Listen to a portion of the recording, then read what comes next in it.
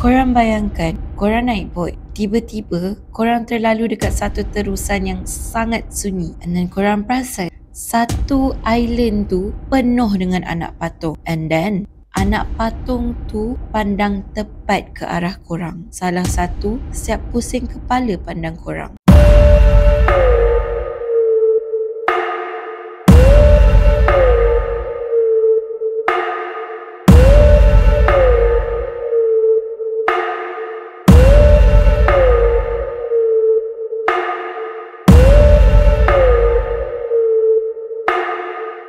Hi guys, welcome back to my channel. It's me Rafika. I know I dah lama gila post kat YouTube, but today I'm back. For those who don't know me, I post video about creepy stories, histories, legends, folklores, mystery, true crime and macam-macam benda yang menarik untuk korang. So kalau korang suka cerita-cerita yang pelik-pelik, this is your stop. Jangan lupa hit that subscribe button, follow, share, like. Now we will start our story. Hari ni kita dive deep dekat Isla de las Muñecas, which is Pulau Anak Patung. Kita akan cover macam mana tempat ni bermula, apa sejarah tempat ni, kenapa orang kata tempat ni berhantu, and siapa Don Julian. So, without further ado, let's start our story. Firstly, kita sembang about location. So, Isla de las Muñecas ataupun Pulau Anak Patung terletak dekat Xochimilco, selatan Mexico. Sebenarnya guys, Xochimilco ni sangat famous. UNESCO telah menjadikan tempat ni sebagai tapak preservation untuk Aztec culture, di mana ribuan tahun lepas diorang buat satu tempat berkebun yang dinamakan Chinampas. So Chinampas ni diorang berkebun dekat atas air. Sekarang Xochimilco ni jadi tempat lepak orang-orang local and also orang yang suka travel kat situ. Korang boleh naik boat warna-warni yang nama dia Trajinera, boleh makan, boleh minum, boleh dengar live mariachi band. Suasana dia sangat lively guys. But kalau korang lalu terus depan sikit, ada satu terusan yang membelok ke arah tempat yang jauh sikit daripada crowd. And tempat tu berubah jadi sunyi, sepi and sangat creepy. Pulau ni nampak kecil je guys, tapi kalau korang tengok, sebenarnya dalam tu ada ribuan patung yang digantung dekat pokok, dekat rumah yang kecil sunyi and also dekat jambatan. Kontras dia teruk sangat guys, sebab dekat luar lively, orang banyak lepak-lepak, tapi dekat je dengan tempat tu, jauh sikit lah, taklah dekat sangat, jauh sikit je ada tempat yang sangat-sangat creepy and disturbing. Itu yang membuatkan tempat ni jadi unik. Walaupun creepy, Doll Island ni ramai orang pergi tau. Dia dah jadi tourist attraction since daripada tahun 1990-an lagi. Photographers banyak datang untuk tangkap gambar estetik. Horror fans banyak datang sebab ada YouTube videos yang viral. And paranormal investigators banyak datang sebab nak tengok betul ke tempat tu berhantu. Pada tahun 2014, Ghost Adventures pernah datang dekat tempat ni.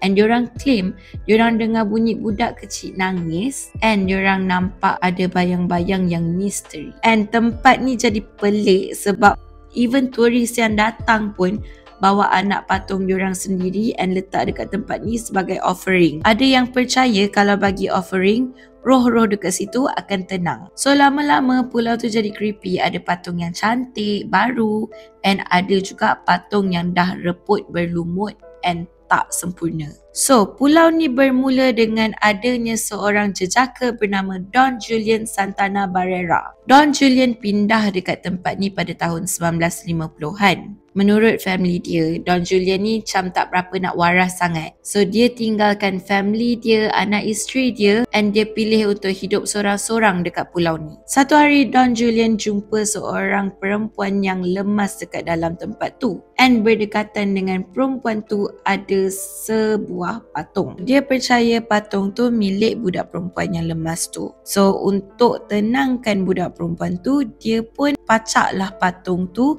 dekat sebuah pohon. But it doesn't stop there guys. Don Julian kata malam-malam dia dengar lagi orang perempuan cari anak patung.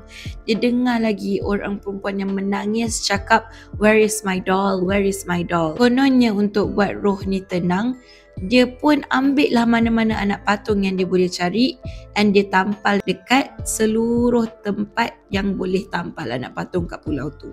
Nampak pelik kan? So orang-orang lokal pun tanya dia lah, kenapa kau buat macam tu? Tapi dia kata dia nak seorang roh ni tenang, stop kacau dia. So lokal-lokal ni pun tak percaya sebab diorang tak pernah nampak apa pun. Orang-orang lokal kat situ pun cop yang dia ni tak betul sebab dia ni dah jadi macam obsessed, paranoid. So hasilnya pulau dipenuhi patung-patung yang reput. And the creepiest part guys, in 2001 Don Julian ni ditemui lemas dekat the exact tempat yang dia kata dia jumpa perempuan lemas tu. So orang-orang tempatan mula cakap that this is not normal, ni bukan kebetulan. And ianya merupakan satu cycle di mana pulau tu makan orang. So ramai turis yang dah pernah pergi sana kata tempat tu kalau korang visit waktu siang sangatlah sunyi. Tak ada orang duduk and tak ada electricity pun. Hanya ribuan anak patung and angin tiup sepoi-sepoi.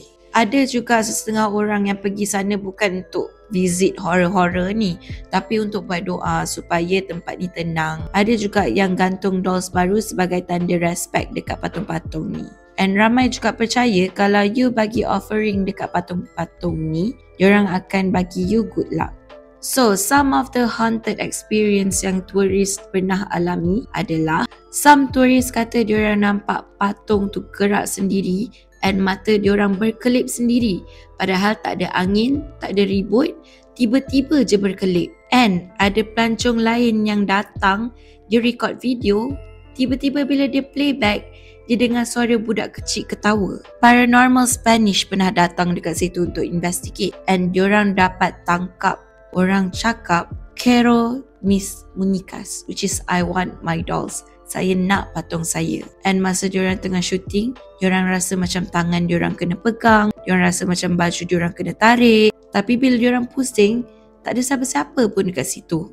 And then ada cerita daripada tukang-tukang bawa boat ni, diorang kata malam-malam dekat area situ, diorang nampak macam ada orang duduk dekat atas boat, tapi boat tu kosong. Sebenarnya tak ada orang, tapi nampak bayang-bayang tu. Orang-orang tempatan selalu cakap yang tempat ni bukan tempat untuk manusia guys, tapi tempat ni adalah tempat untuk roh yang tak tenang.